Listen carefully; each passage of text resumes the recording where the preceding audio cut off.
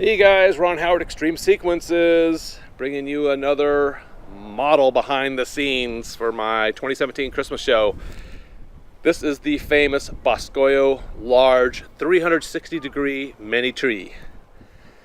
And I'm almost embarrassed to show this because James might not like this, but it looks like a bird's been pooing on it, and that's not cool. I'm gonna have to wash that off. Let's go to another one. Oh, they've got that one too. Oh man, we're gonna have to find some type of netting situation or solution to keep these birds from crapping on my props. That's not good. Nobody likes that. Oh well. It is what it is, guys. It is what it is.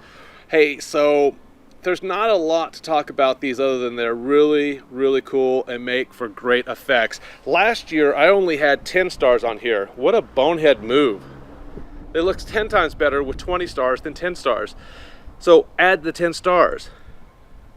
So we have 75, right? No, 85 and 20. So that gives us 105 total pixels that turn on.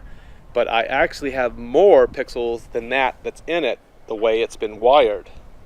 And it's an interesting thing because you'll see right here, here's a pixel doing nothing. It might as well be null. Well, in fact, it is null. That's not the only null pixel. Let's hope I don't have a big rat drop out of here and bite me or something. There are more null pixels, and I'll show you on the computer what this looks like and how you set this up on a Falcon controller using null. As you've already seen, you're in the middle of a tutorial or behind the scenes as I speak. I do mention in there that I would cut away and talk about the setup of the null nodes and why I've used them. And I'd like to illustrate here how that works. So we'll start here in the layout, and I have a mini tree selected right here. There are 85 nodes in this. There are 5 rows and they go up 17 pixels, so that's 85. And then there's a star on top of that with 20. And the way I have that set up here is just using your basic mini tree setup from your tree. And you tell it that it's 180 degrees. I put 3 for rotation, 0 spirals, 6 for top ratio. These are all defaults. And you look here, you can see I have one string, 85 nodes per string, and there are 5 strands. Okay, and I'm starting this on universe 301, start channel 1. To add my star to the top of this and keep it with one continuous strand, I simply tell my star, start it after mini tree 1, start channel 1, and Falcon controller will automatically calculate that for you. Now, you would think that you would want to start this with a channel start count after the mini tree. Only if you're manually configuring these numbers in an absolute sense. If you're going to tell it to follow a prop, always start that next channel count, channel 1. Okay?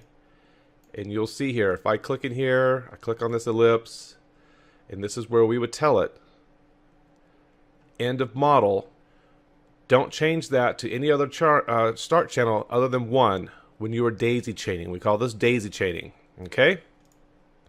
Now that I have this done and I've already gone over to my setup and I've right-clicked in this area and I told it to upload my E131 definition to the Falcon, then I put my output upload to, output, let's get this right, output to the Falcon. That will send all of the specifics of this information in here, including the name, the universe, the start channel, and my favorite, which actual physical port out of that Falcon controller. This is where the pigtail's plugged in, port 1. Okay, we'll do some more stuff about this later on when we're talking about configuring. Let's look at the Falcon now so I can get into showing you how I set up these mini trees to use null nodes. If you remember in the video, there were 3 nodes that were skipped because they were in between. There wasn't enough space for the nodes to stretch to use them all, so there are 3 nodes that I'm using that are null. If we look at this mini tree 1, which I told you started universe 301, start channel 1, there are 34 pixels in that. Okay? And there's nothing null in the first 34 because they go up 17 and they come down 17. That's 34. On the next one, I'm still at universe 301, but now I'm starting at channel 103. You have to configure this part in here manually for the null. You can see the end channel here is 102. On this next batch here, this next segment, it starts at channel 103. And again, there are 34 total pixels that will be lit, but I have a null pixel in there. So it's going to skip that one. It's going to push the data and power right past it. And then we follow with the same universe because we have 510 to play with. We're only up to 3 something. This start channel is 205 because it ended at 204. Now we're at 205. And we have 17 pixels. And we have another null. And then it goes down to 301 again. We're still in the same universe. We're at 256 for the start. And we have 20. So you see this last one here, after I did that last null pixel, the second null pixel, it was just time to go up and go find the star. So there are only 17 pixels, but there was still a null pixel at the end of that 17 before it would hit up to the star. And I'm actually on this one here, 301, 256 start channel. There are 20 pixels in this, and you see we have a null where it starts. So that's all there is to it. So I have, what I do is I call it mini tree 1, 2, 3, 4, then mini tree 2, 3, 4, 5, 3, 4, 5, 6, and so on and so on and so on until I have all of my mini trees done. So you can take a screen grab of this to see how this is set up if you have the same model that I have, the same number of pixels. This will make it really, really, really easy. And let's not forget something that's really smart to do when you have everything configured in Falcon just the way you like it. Click on status. Click on save settings. And this will create something for you to save. Oh, let me do it again here. There we go. Keep settings to, and then rename this and tuck it away somewhere safe. This is a configuration of everything here. All right. Important, important, important. Save your configuration. It'll save you a lot of trouble of having to redo a lot of work. All right. That's it. I hope you guys found this important. And by the way, I just realized you can't see below the line. Just know that when I click save, it created a file that is an XML file of the settings for the configuration for this.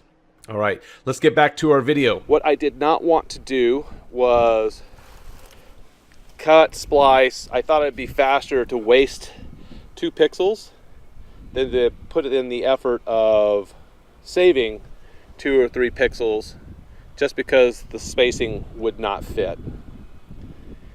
And you can see here I had to do a recent repair on this one with some crimp butt sleeves.